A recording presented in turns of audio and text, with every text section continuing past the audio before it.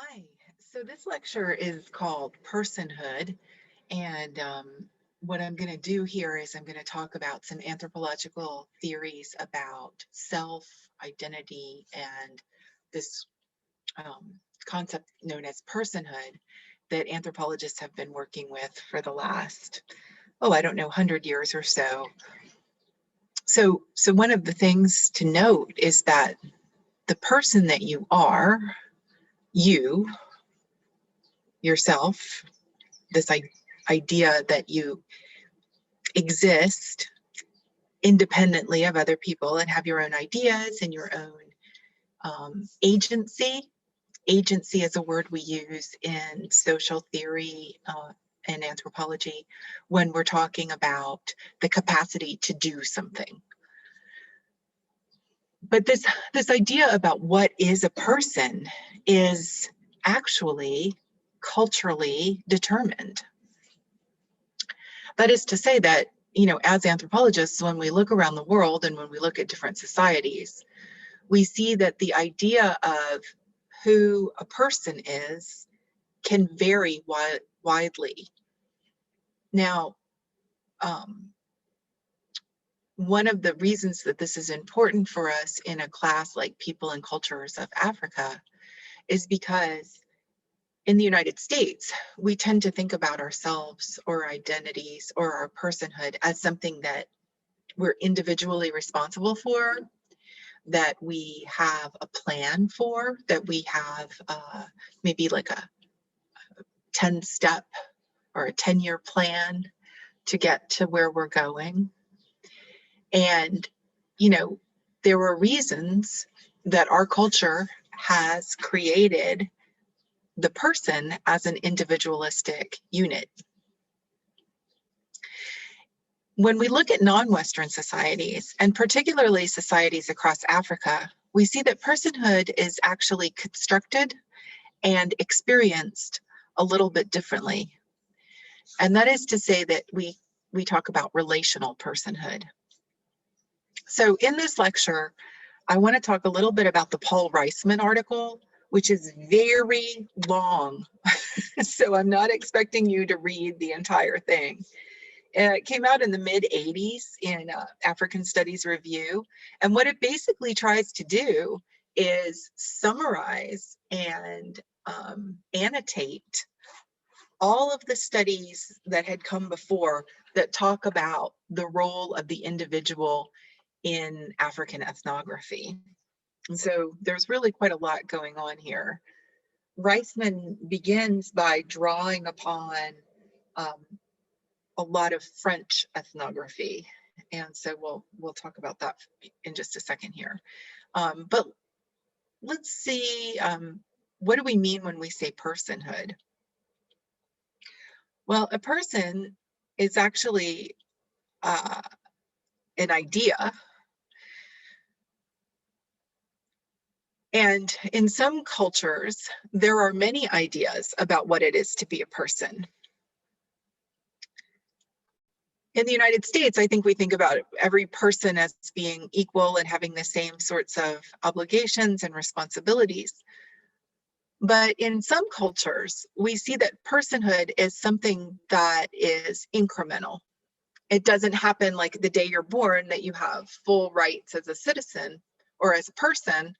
Rather, as you go through various rites of passage, and as you develop relationships with certain people, your sense of personhood is deepened or enriched.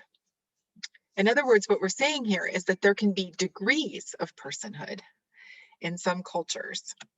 So what does that look like? Oops. I'm going backwards, friends. Sorry, what's happening? Okay, I'm having a Zoom moment. This is just scrolling all the way through. Okay, let's go back to the beginning.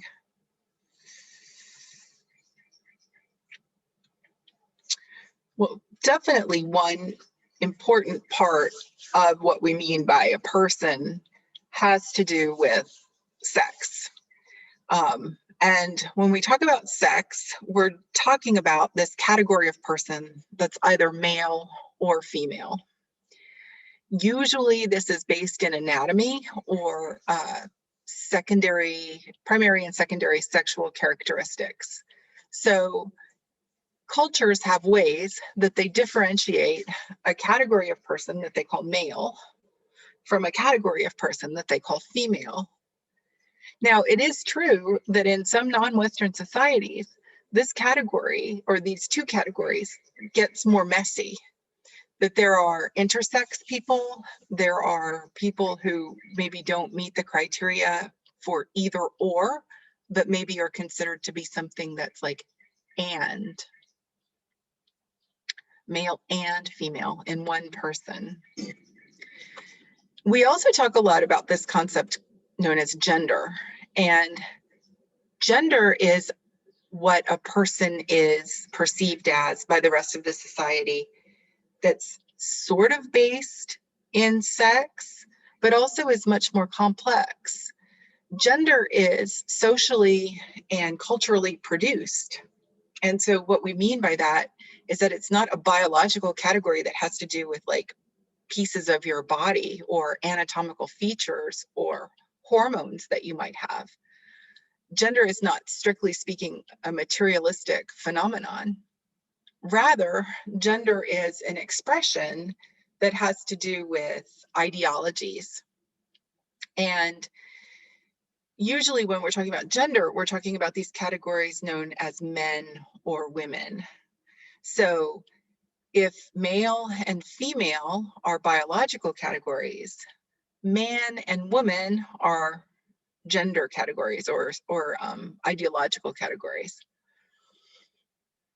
Why is all of this important? Well, because in some cultures, there is a lot of flexibility regarding how you act based on your anatomy or based on your gender. But in other cultures, there is a much more strict accounting for gender and sex. And there's not as much flexibility or enough capacity for play or enough sort of like allowance for people to experiment with different forms of gender identity. In anthropology, we often talk about gender role. And this is the idea that the work that people do, the labor that they perform, is somehow based in their gendered identity.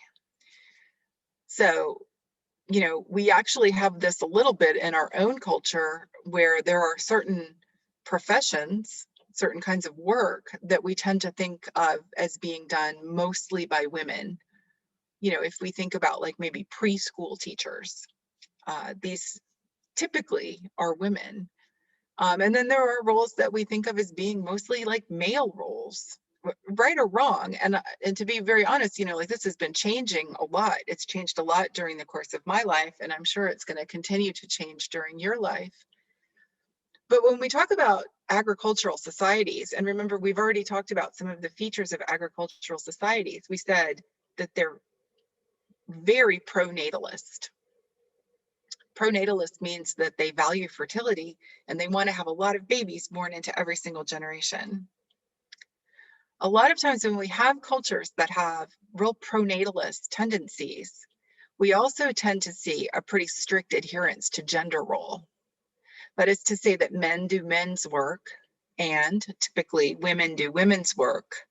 And there's not a lot of crossover.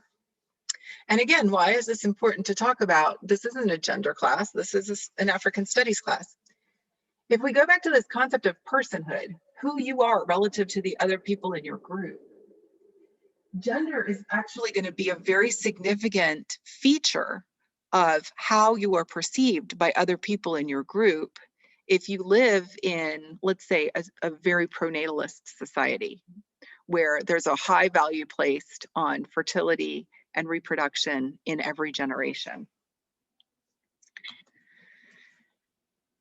There's an article that I sometimes use about personhood that I didn't assign this time, but this quote is worth sharing that each society must determine how its youngest, the children, are going to come to achieve the status of person, and how will they be recognized and granted a place within the community. So this image here is from a movie called Babies, and this is a Himba boy from Namibia, and in that film, we watched the first year of these children's lives all around the world. And one of the things that we see is that the way that a society socializes children is really variable. Even if you think about, maybe you have some friends who came from another country, and it's very likely that their upbringing was quite different from your own. Cultures determine how they are going to socialize, or in anthropology, we call that enculturate, children into the status of person. It was often said to me when I was in Mali as a Peace Corps volunteer that children had no sense. Malian society or Mande society often doesn't grant children the capacity to make their own decisions. Children are thought to be this kind of special category of person that are, learning, and they haven't actually earned the right to be full members of the group yet. Because again, the idea is that personhood is something that is gradual, and that it accretes over time, and that it's earned. When we talk about personhood in this way, we're talking about a life course perspective. And Reisman's article talks about the person and the life cycle. So it's the same kind of concept. But life course, the way we understand it here, is a progression of a person through their lives where their identity, their personhood, is marked at different points, usually by a rite of passage.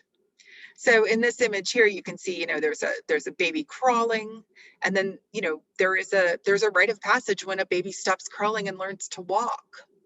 And then children learn to run, or maybe they learn to be independent or have different ideas, like independent ideas. A lot of times there's an educational system that you're trying to move through, and that at each step you're granted the permission, I guess, of the group, the sanction of the group to move on to the next stage. There in the middle, you see a wedding dress. Marriage is an important rite of passage in pretty much every culture. There's a couple of cultures out there that don't observe marriage, but marriage is almost universally observed around the world. And then there's also an important stage in the life course when a person becomes a parent. And again, when a person becomes a grandparent. So the life course is marked by these significant moments where a person is thought to pass from, let's say, one type of experience to another. And that's what rites of passage help us to do, is to pay attention to these moments where a person changes their status relative to the other people around them. We can think about personhood in a couple of different ways. One way that Conklin and Morgan, where I shared a quote with you just a few minutes ago, talk about personhood is the Western idea of individualism, where we can think about persons as bumper cars. They tend to have boundaries around them, and they tend to be egocentric. That's not to say that everybody in an individualistic society is a narcissist, but what it is to say is that people put themselves at the center of their decision making.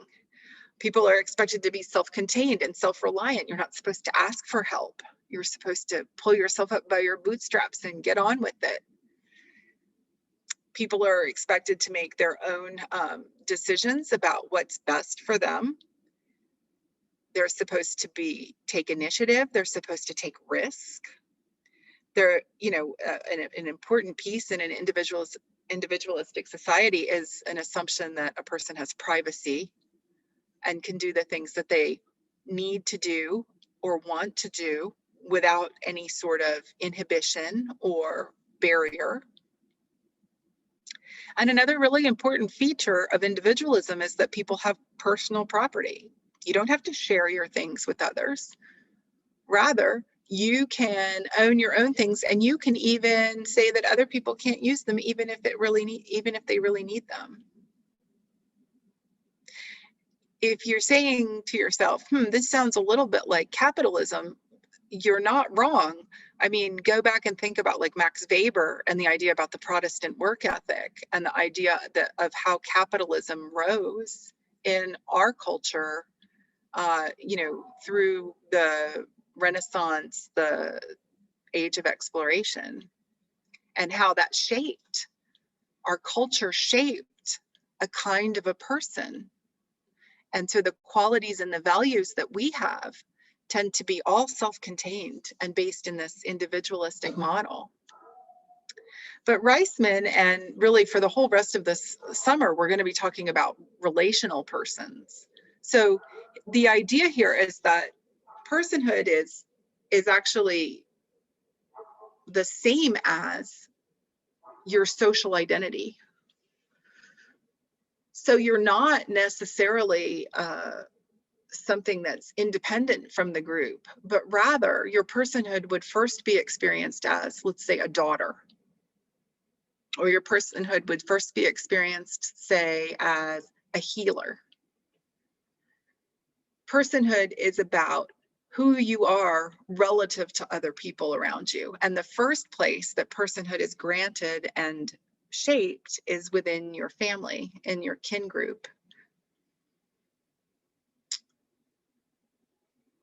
Another thing to note that we just mentioned is that relational persons happen incrementally, and it's part of a process whereby an individual is interacting with others. So unlike that bumper car idea of an individual, this is more about more like a spider web idea, where everybody's connected to everybody else and everybody has obligation and responsibility to everyone else. The other thing to note about being a person is that it's not a one-way process. You don't only become a person and like get more and more status and become more and more fully personed in Monday society, for example. Sometimes if you screw up real bad, if you do something egregious in the eyes of your community, you can lose personhood. You can have people take respect away from you. You can have people take identity away from you. Personhood can even be denied to a person. People can be shut out, abandoned, ostracized.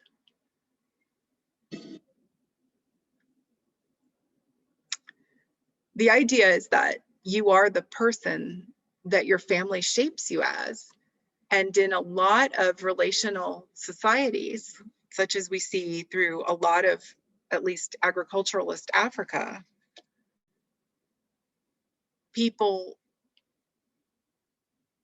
the category of persons are really shaped by the kind of unique features of their kin group. In relational personhood, we say who you are and how you act is going to depend on the relationships that you have in the cultural context. And while it might change over your life course, there are going to be these moments that we call rites of passage where your entire community comes together and they sort of ritually celebrate your passage from one status in life to another status in life. We've talked about this a little before when we talked about the age groups. So young people move through significant rites of passage together as a group. And in a lot of African cultures, and again, something we'll talk about more, there are moments where people are expected to undergo some kind of sacrifice or endure some kind of pain. And they do this quite publicly in order to be worthy or in order to earn the next stage. So you've probably had rites of passage in your life too. And one of the things about doing a rite of passage is that it changes who you are relative to the group. You're no longer, let's say you're doing like a confirmation or a bat mitzvah. You're no longer a child who has, no stake in what they do. But, if you have been confirmed or if you've gone through a bar or bat mitzvah, now your community of faith gives you the benefit of the doubt when you're trying to make a moral decision. In other words, people who have gone through this rite of passage are determined to be eligible or able to make moral decisions by themselves. You're not a baby anymore. Another important rite of passage is maybe getting your driver's license. You no longer have to drive with someone else in the car, but you can independently operate a motor vehicle. And that comes with responsibilities and obligations. And again, if you think about a wedding, think about what's happening on a wedding day. You've got some significant people there. You've got a person called a bride and a person called a groom, or maybe you have two people called groom. That's an interesting word because it's a word that only refers to a person typically on one day of their life.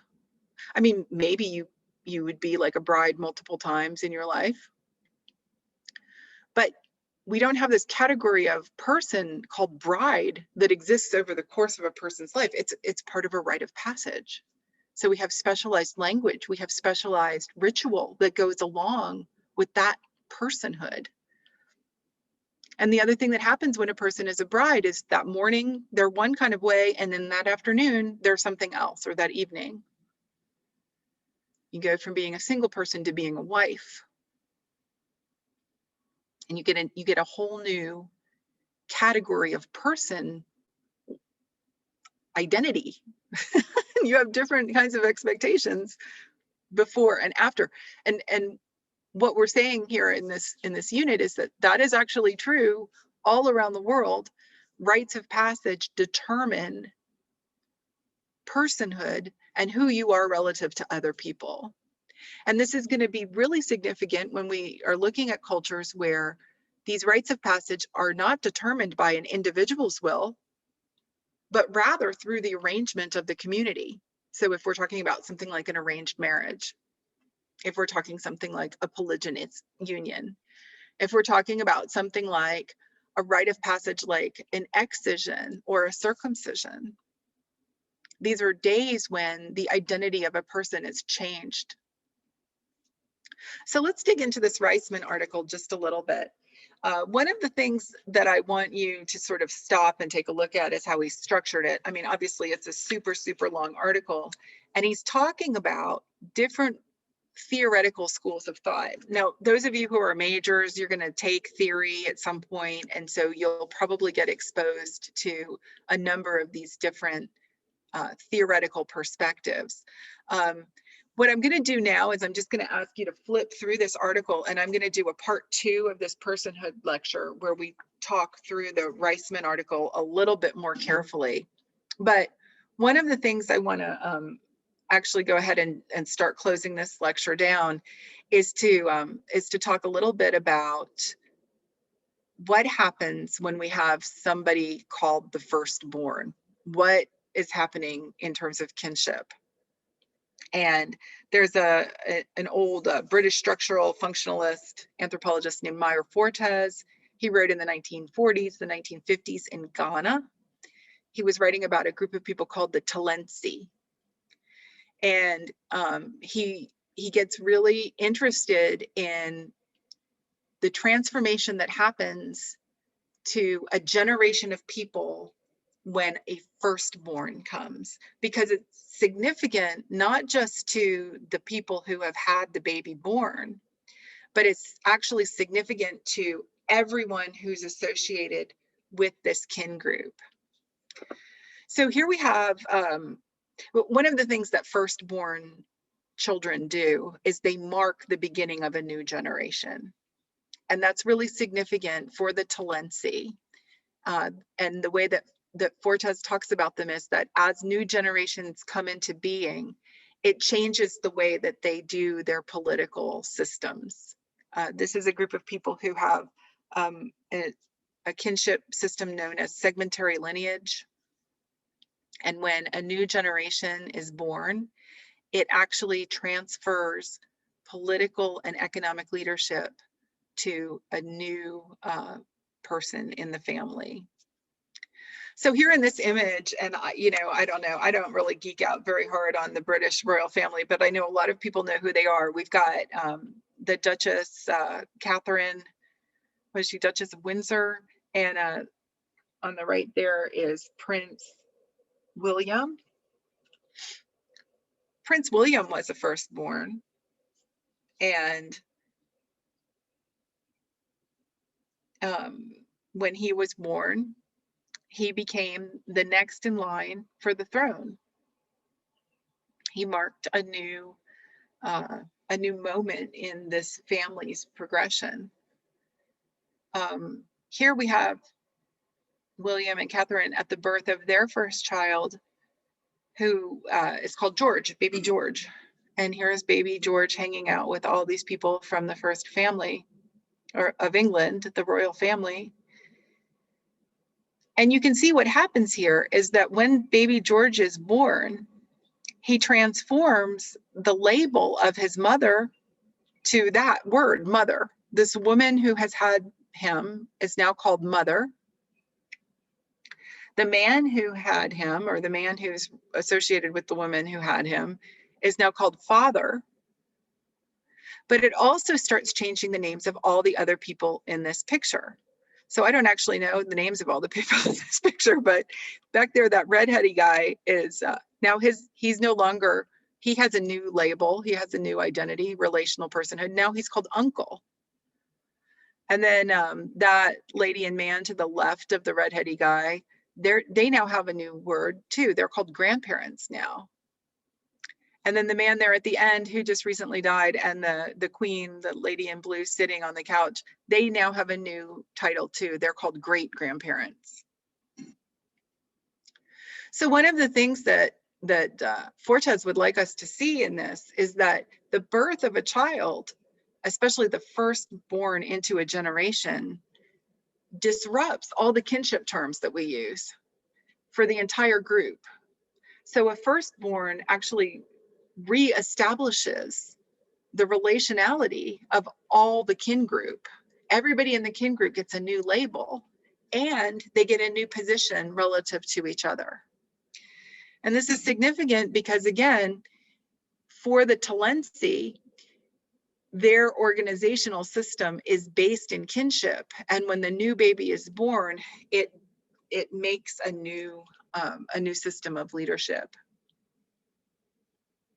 The other thing that sometimes we think about with babies, and this is particularly true in a lot of African societies, is that when babies are born, it's believed that they are actually coming into this plane of existence, into this world, from the afterlife, from the ancestors. And so a woman named Alma Gottlieb, who writes in the Ivory Coast, again, West Africa, has this essay that sometimes I assign in this class called Babies as Ancestors, Babies as Spirits.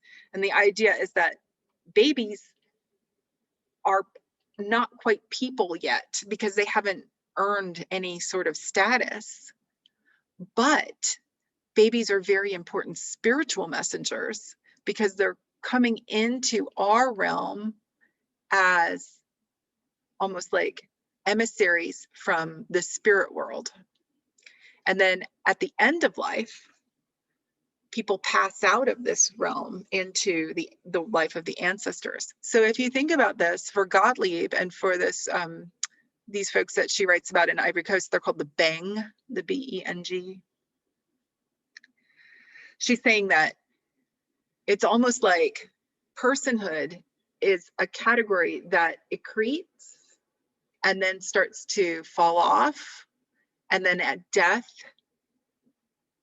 as an ancestor, you come in contact again with babies, or you turn into a baby and then you get reborn into this world. So that personhood is almost like this cyclical process. The Bang live there in Ivory Coast, which is in West Africa. You can see a bunch of countries that we've just talked about in this class. And babies are considered to be very, very special. They are spiritual beings to the Bang. And, you know, again, like I said, this is true in a lot of West Africa. And so babies are, you know, sort of, no one would like get mad at a baby or yell at a baby, because they are, you know, kind of in the process of forgetting being ancestors and learning how to be people.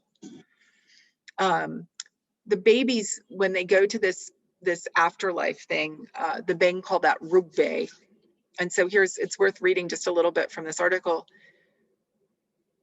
Gottlieb says, even after children have fully emerged from rugbe, or the spirit world, the afterlife and its inhabitants the ancestors remain a palpable presence for the living. For example, every day before sipping any drink, water, palm wine, beer, or soda, adults always spill a few drops on the ground for the ancestors to drink. And on other occasions, adults make more elaborate offerings. The respect accorded ancestors and the imagined regular traffic between ancestors and their descendants on a road traveled regularly by infants and toddlers serves as the major foundation to the Bang child-rearing agenda for the first years of childhood. So that is to say that even old people feel some sort of like obligation in the presence of babies, because babies are representing ancestors. And so again, here, this idea about relational personhood is complicated.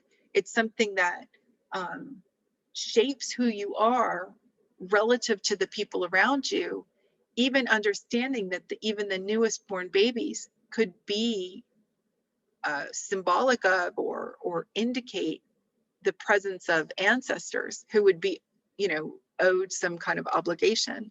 So that here we see a kind of an interesting way that the spiritual ideas about infancy and birth and death and ancestors and personhood all become kind of mixed together to create this really the sense that yes, personhood is accreting over the course of your life, but also you're constantly changing your relationship to other people based on who they are and who you are and what it takes to be a good person and how you're supposed to show others that you are a good person. So I've already mentioned a number of these rites of passage. And, you know, I would just ask you to think about, is this a complete list of rites of passage? Are there other rites of passage that we observe in our society? These are the main ones that we look at and that we see in most agricultural societies. Always birth is going to be noted and marked and celebrated, and the same too with death. So birth and death for most African societies mark the beginning and the end of an earthly life, but with an understanding that between death and birth, there's a spiritual life that's happening. And again, you know, when we talk a little more about religion, we'll examine this again. We'll talk about some funeral rituals. Babies don't usually get their name. African babies don't usually get their name the day they're born. Rather, their name is something that's given usually by community elders after a certain period of time. Sometimes it's a week, sometimes it's 10 days, sometimes it's a full lunar cycle. And during this period of time, often the newborn and the mommy are sort of staying alone and doing seclusion and observing certain taboos. And the community is allowing the mommy and the baby this moment to bond and to get a good start. And then it's at some period after that that the baby actually receives a name.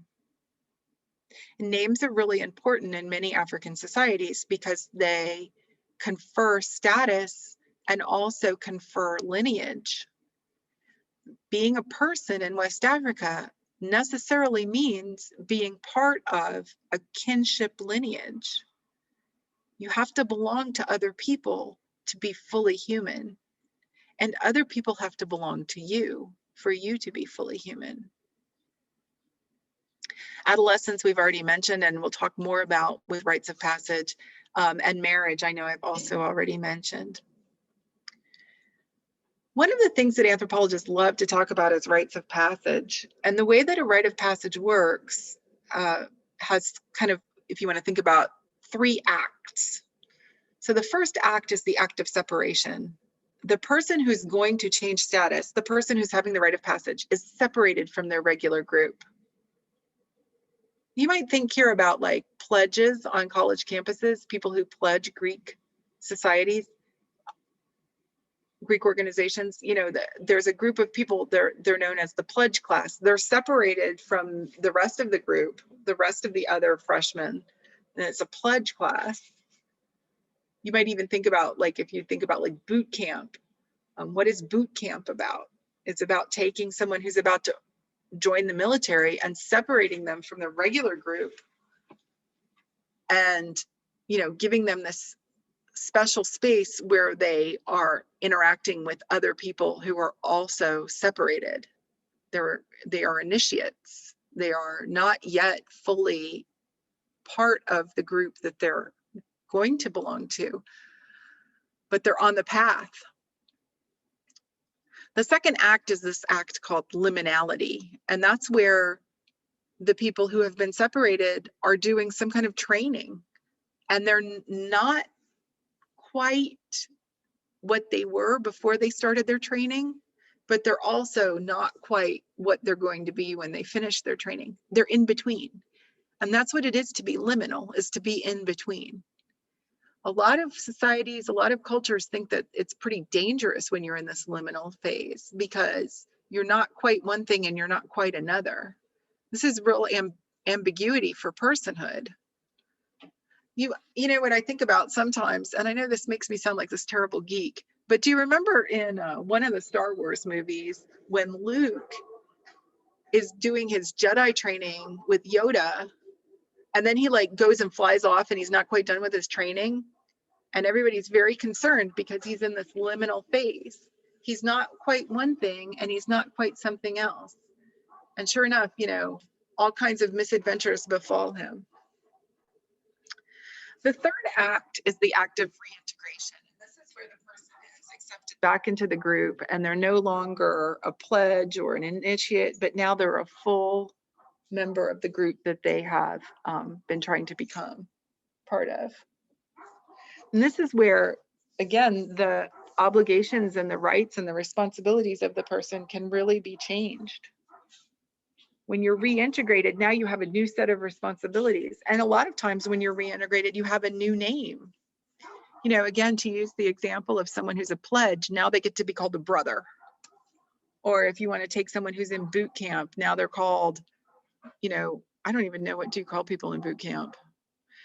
But now you get to be called a soldier or a Marine or a warrior or whatever it is. So we see rites of passage all over the world, and we're going to continue talking about how they are significant, especially in a spiritual sense. But hopefully that gives you a little bit of an overview of what Reisman is talking about in this article when he's talking about life cycle. And like I said, we'll talk a little bit more in depth about Reisman's article. But the main thing to take away is that he's doing this assessment of about 100 years of African studies. And he's trying to basically, if you get nothing else from the article, the thing to take away is that life cycle really matters in terms of how the African person is shaped. So that's a good place to stop, and we will pick this up with a discussion of Reisman.